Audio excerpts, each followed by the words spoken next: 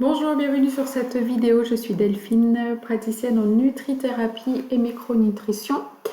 Dans cette vidéo, je vous parle du magnésium, l'importance d'avoir assez de magnésium dans notre organisme. Alors effectivement, notre organisme a besoin de magnésium pour fabriquer de l'énergie. Ça, c'est le premier point indispensable. On se sent fatigué parce que l'organisme n'a pas assez de magnésium pour fabriquer de l'énergie. Deuxième point, le magnésium est hyper important parce qu'il intervient dans toutes les opérations biochimiques qui vont nécessiter de l'énergie. Par exemple, pour activer les récepteurs à l'insuline, l'insuline étant l'hormone qui permet de faire rentrer le glucose dans la cellule, eh bien, l'organisme a besoin de magnésium. Ça va augmenter la sensibilité du récepteur à l'insuline et donc permettre à l'organisme de gérer le métabolisme glucidique, donc le glucose au sein de notre organisme. Troisième point, le magnésium est hyper important pour tout ce qui est contraction musculaire et relâchement musculaire. On se rend bien compte que quand on manque de magnésium, on peut avoir des crampes.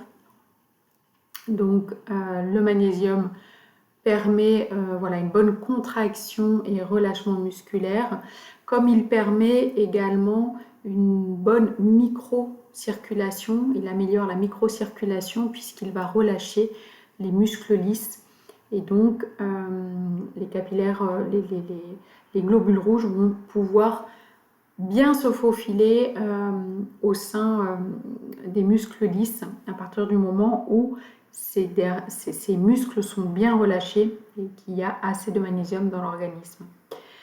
Autre point important, le magnésium joue un rôle sur les fonctions neuropsychiques au niveau des neurotransmetteurs. Donc il va augmenter la sensibilité du récepteur GABA.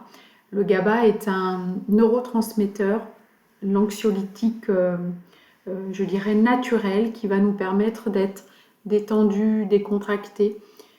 Donc à l'inverse, si on manque de magnésium, il y aura moins de sensibilité sur ce récepteur GABA et donc on va se sentir plus tendu, plus stressé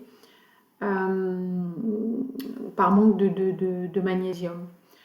Autre point, le magnésium est aussi important pour toute la fonction thyroïdienne parce qu'il va permettre de convertir l'hormone T4 en T3 qui est l'hormone active. Et puis, dernier point, le magnésium va permettre, c'est un cofacteur de la sérotonine étant l'hormone du bien-être, de la joie. Et c'est surtout que la sérotonine est nécessaire pour synthétiser ensuite de la mélatonine qui va nous permettre de bien dormir. Donc voilà globalement les différents rôles du magnésium. Le magnésium est un des minéraux les plus abondants de notre corps, extrêmement important, cofacteur de plus de 400 enzymes, donc il est vraiment incontournable. Et notre alimentation ne suffit pas.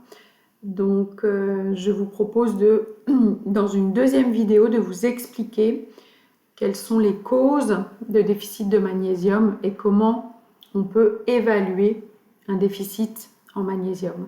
Voilà, je vous dis à très vite pour une prochaine vidéo.